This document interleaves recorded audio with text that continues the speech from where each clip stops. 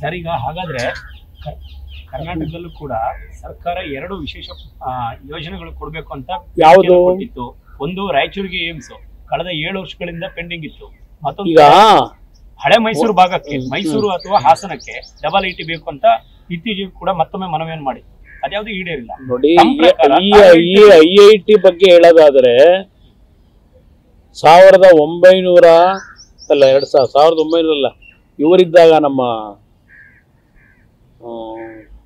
ಅರುಣ್ ಸಿಂಗ್ ಅವರು HRD minister, ನಾನು 2006 ಮುಖ್ಯಮಂತ್ರಿ ಇದ್ದಾಗ 2006 ಮುಖ್ಯಮಂತ್ರಿ ಇದ್ದಾಗ ಅಲ್ಲ ಯಾರು ಇವರು ಅದೇ ಅರುಣ್, ಕಾಂಗ್ರೆಸ್ ಸರ್ಕಾರ ಇತ್ತಲ್ಲ, ನಮ್ಮ ಮಧ್ಯಪ್ರದೇಶದ ಮಾಜಿ ಮುಖ್ಯಮಂತ್ರಿಗಳಿದ್ದಾರಲ್ಲ, ಅರುಣ್ ನೇರು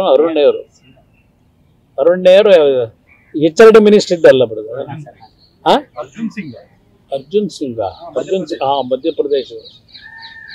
ನಾನು 2006-07 ಮುಖ್ಯಮಂತ್ರಿ ಇದ್ದಾಗ ಹಾಸನದಲ್ಲಿ 1600 ಎಕರೆ ಭೂಮಿಯನ್ನ ಭೂಸ್ವಾಧೀನ ಮಾಡಿ IIT ಅವತ್ತಿಂದ ಹೋರಾಟ ಮಾಡಿದ್ದೇವೆ, ಅಲ್ಲಿಗೆ ಬೇಕು ಅಂತ ಹೇಳಿ. ದೇವೇಗೌಡರು ನಿರಂತರವಾಗಿ ಪ್ರತಿಯೊಂದು ಬಜೆಟ್ ಅಲ್ಲೂ ಕೇಳ್ಕೊಂಡ್ ಬಂದಿದ್ದಾರೆ. ಇದು ಕೇಳ್ತೀವಿ. ಈಗಾಗಲೇ ಒಂದು IIT ಕೊಟ್ಟಿದ್ದಾರಲ್ವೇ, ಒಂದು ಏಮ್ಸ್ನ ಒಂದು ರಾಯಚೂರಿಗೆ IIT ಆಗಬೇಕು ಅಂತ ಆ ಭಾಗದ ಜನರು ಬಲವಂತ ಇದು ಒಂದು ಅಲ್ಲಿಯ ಒಂದು ಹೋರಾಟ ಇತ್ತು. ಅದರ ಹಿನ್ನೆಲೆಯಲ್ಲಿ IITನ ಹುಬ್ಬಳ್ಳಿಗೆ ತಗೊಂಡು ಹೋಗೋ ಹಿನ್ನೆಲೆಯಲ್ಲಿ ನಮಗೊಂದು ಏಮ್ಸ್ನ ಕೊಡಿ ಅಂತಕ್ಕಂಥದ್ದು ಕೇಳ್ತಾ ಇದ್ದಾರೆ ರಾಯಚೂರಿನ ಜನತೆ. ಇಲ್ಲಿ ಘೋಷಣೆ ಮಾಡದೇ ಇದ್ರು ಕೊಡಬಾರ್ದು ಅಂತ ಏನಿಲ್ಲ. ಈಗ ಒಟ್ಟಾರೆ ನಮ್ಮ ಆರೋಗ್ಯ ಇಲಾಖೆಗೆ ಈ ಬಜೆಟ್ ಅಲ್ಲಿ 90,000 ಕೋಟಿ ಹಣವನ್ನು ನಿಗದಿ ಮಾಡಿದ್ದಾರೆ. ಇಲ್ಲಿ ಘೋಷಣೆ ಮಾಡದೇ ಇದ್ರು ಇಂಟರ್ನಲ್ಲಿ ಆ ಇಲಾಖೆನಲ್ಲಿ ಕೆಲವು ತೀರ್ಮಾನಗಳನ್ನು ಮಾಡಿದಾಗ ತರ್ತಕ್ಕಂಥದ್ದಕ್ಕೆ ಅವಶ್ಯಕತೆ ಇದೆ, ಅವಕಾಶಗಳಿದೆ.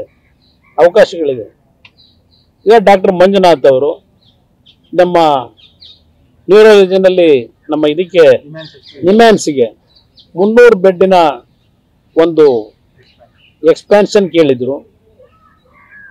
ಅದು ನಿರ್ಮಲಾ ಸೀತಾರಾಮನ್ ಅವರು ಇವತ್ತು ಹೇಳ್ತಾ ಇದ್ರು ಅವ್ರು ಮಂಜುನಾಥ್ ಅವರಿಗೆ, ಅದು ಇಂಟರ್ನಲ್ ಅಡ್ಜಸ್ಟ್ಮೆಂಟ್ಗಳು ನಾವೇನು ಕೊಡ್ತೀವಿ ಆ ಇಲಾಖೆಗೆ, ಅಲ್ಲಿಂದ ಮಾಡಿಸ್ಕೊಳ್ಳಿಕ್ಕೆ ಏನು ತೊಂದರೆ ಇಲ್ಲ, ಮಾಡ್ಕೋಬಹುದು ಅಂತಕ್ಕಂಥ ಹೇಳಿದ್ರು.